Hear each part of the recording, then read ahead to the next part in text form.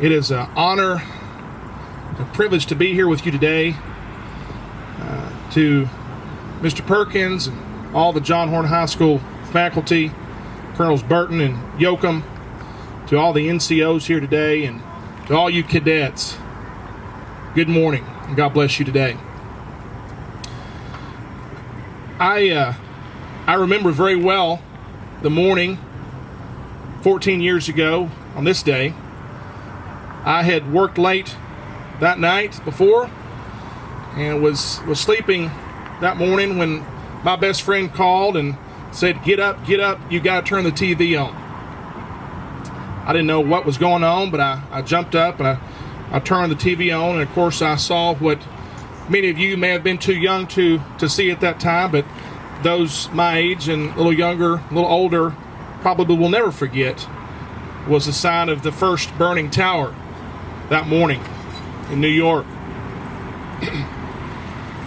As I looked in awe and fear and just shock, I hoped and prayed this is just some terrible, terrible freak accident. But of course, it didn't take too long before that second plane hit, and I knew, like we all knew, that we were at war. It was a horrible day,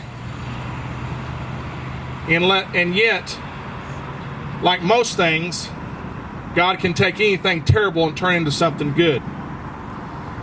But I remember the horror in so many people's faces. I remember seeing those helpless fellow citizens of ours jumping out of those buildings because it was so hot. And I remember weeping a lot that day. I remember the pain look in President Bush's face when he spoke to the nation that afternoon and that evening from the White House. That night at work, it was just a ghost town, just dead. Everybody was at home glued to their TVs, scared, didn't know what to expect next. After, of course, the Twin Towers, we know that the Pentagon was hit as well, and that Flight 93 went down in that little field in Pennsylvania. Let us never forget. But the beauty, again, of our Lord and of this nation was that from all those ashes that day, from all that death and all that pain, and even from the many young lives that were lost the coming years after that, after we had to endure and still endure today that war on terror,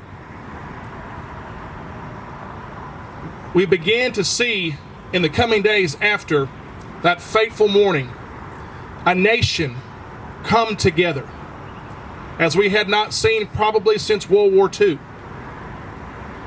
I remember seeing everyone just being kinder to one another. I remember seeing citizens looking out for one another and supporting our armed forces as we hadn't seen again since prior to Vietnam.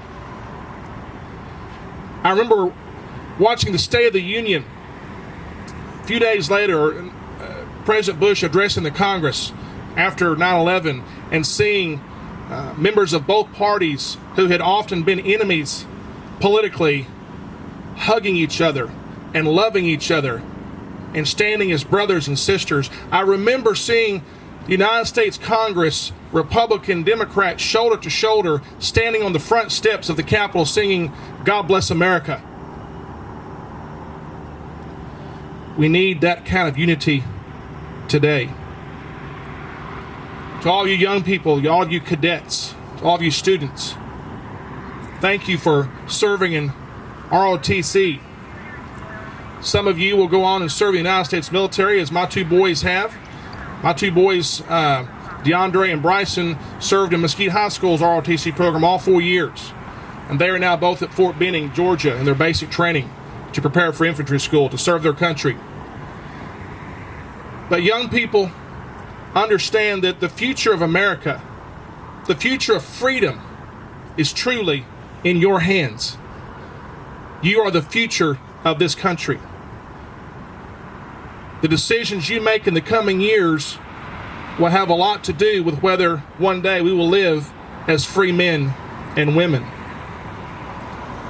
But it's not just about serving the military and fighting against our enemies, even though we have to make sure we keep doing that and doing it well. But to keep our democracy strong, to keep us free, requires also that you be good citizens every day here at home.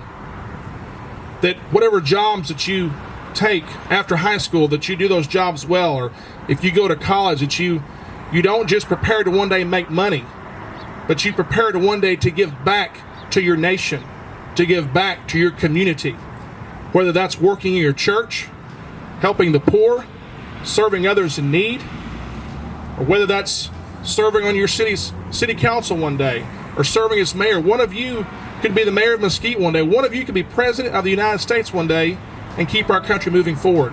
Whatever it is that you decide to do it well, honor the Lord, and honor your country. I'm going to leave you with this quote from our former president, John F. Kennedy. It was appropriate then, and it's appropriate today. As you consider what you'll do with your lives in the coming months and years post-high school, keep this thought in mind from President Kennedy as he gave in his inaugural address of 1961. He said simply, "Ask not what your country can do for you, but ask what you can do for your country." And so with that, I would like to ask that just for a moment, we would have a moment of silence for those who lost their lives on 9/11, and for all those in the armed forces who've lost their lives in the last several years protecting us against evil and against terrorism. If you would, please.